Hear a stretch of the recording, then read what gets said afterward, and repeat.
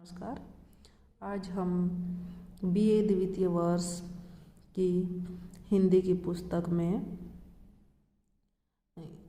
तीसरे सेमेस्टर में मैथिली शरण गुप्त की जो रचना भारत भारती उसका सार करेंगे। भारत भारती राष्ट्र कवि मैथिली शरण गुप्त विरचित प्रसिद्ध खंड काव्य है। उसकी कीर्ति के आधार स्तंभ इस खंड काव्य का प्रकाशन सन 1912 ईस्वी में हुआ। इस काव्य के प्रकाशन के साथ ही गुप्त जी उस दौर में लोकप्रियता के मामले में अपने समकालीन कवियों में शिखर पर पहुंच गए। राष्ट्रपिता महात्मा गांधी ने इस ग्रंथ को पढ़कर गुप्त जी को राष्ट्रकवि की उपाधि से विभूषित किया। राष्ट्रीय भावना से परिपूर्ण इस काव्य की देशव्यापी लोकप्रियता के निम्नलिखित कारण गिनवाए जा सकते हैं। नंबर 1 है राष्ट्रीय भावनाओं को मुखर करने वाला ग्रंथ। भारत भारती खंड काव्य 3 खंडों में है, जिसमें कवि ने अतीत, वर्तमान और भविष्य खंडों में विभक्त किया है। अतीत खंड में जहाँ कवि ने प्राचीन भारत के उत्थान और गौरवशाली अतीत का बड़े ही गौरवयुक्त व ओजपूर्ण शब्दों में वर्णन किया, वहाँ वर्तमान खंड में उन्होंने वर्तमान भारत की दुर्दशा पर करुणार्द्र होकर प्रकाश डाला है तथा भारत के पतन के कारणों का खुलासा किया है। भविष्य खंड में उन्होंने स्वतंत्र भारत की परिकल्पना की है, जिसमें राम राज्य की भांति एक लोक कल्याणकारी राज्य होगा तथा देश पुनः एक बार हर क्षेत्र में विश्व का सिरमौर होगा। तीनों ही खंडों में उसकी उदात्त राष्ट्र भावना के दर्शन होते हैं। परतंत्र भारतवासियों को इस ग्रंथ में चूंकि तत्कालीन भारत का यथार्थ रूप नजर आता है, अतः उनके मध्य इस ग्रंथ को लोकप्रिय होने में थोड़ा विलंब नहीं हुआ। कवि की राष्ट्रीय भावना का एक उदाहरण भारत भारती से द्रष्टव्य है। शैशव दशा में देश प्राय जिस समय सब व्याप्त थे, निशेष विषयों में सभी तभी हम प्रौढ़ता को प्राप्त थे। संसार को पहले हमी ने ज्ञान शिक्षा दान की, आचार की, व्यापार की, व्यवहार की, विज्ञान की। दूसरी जो इसकी लोकप्रियता की विशेषता है वो है मातृभूमि की वंदना। स्वाभाविक रूप से संसार के हर व्यक्ति को अपनी मातृभूमि से असीम प्रेम होता है।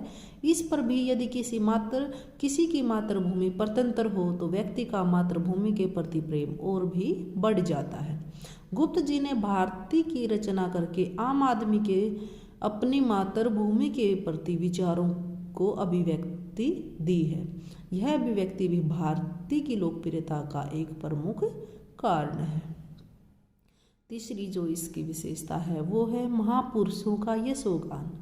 भारत भारती में गुप्त जी ने भारतवर्ष के भिन्न भिन्न महापुरुषों का गुणगान किया है। हर भारतवासी जिन महापुरुषों के नाम जानता था उसके बारे में भारती में पढ़कर उससे निकट से जुड़ गया। फलत भारत भारती तेजी से देश भर में लोकप्रिय हुई और भारत के महापुरुषों का गुणगान किया। सरल उपदेश। द्विवेदी युगीन काव्य पर हालांकि अति उपदेशात्मकता का आरोप लगाया जाता है, परंतु भारत भारती में गुप्त जी ने इतनी सरलता से उपदेश कथन कहे हैं कि पाठक उन्हें पढ़कर तत्काल ग्रहण करने को लालायित हो उठता है।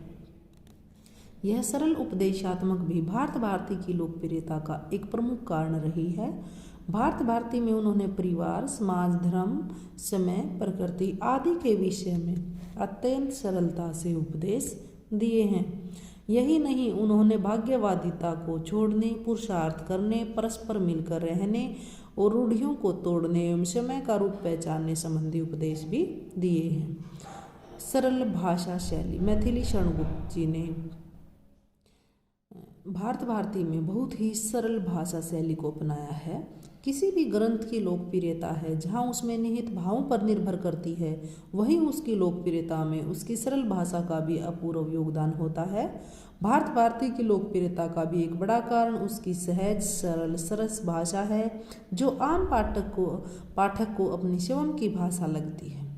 भारत भारती को पढ़ने वाला पाठक कविता का आनंद लेते हुए उसका अर्थ साधारण बातचीत की तरह ग्रहण करता चला जाता है। उसकी शैली वर्णनात्मक होते हुए भी इतिवृत्तात्मक नहीं होती।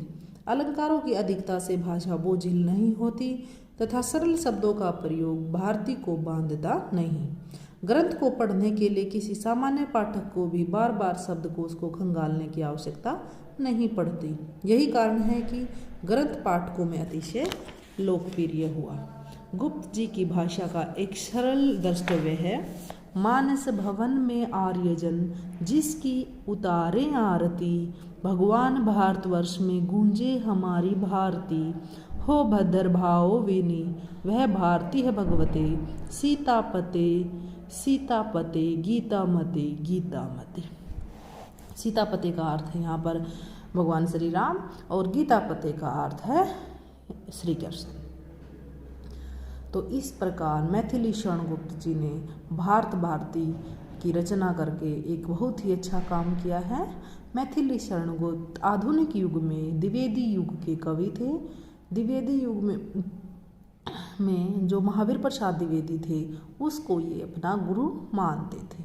और आचार्य रामचंद्र शुक्ल ने कहा है कि मैथिली शरण गुप्त एक सामंजस्यवादी कवि। धन्यवाद।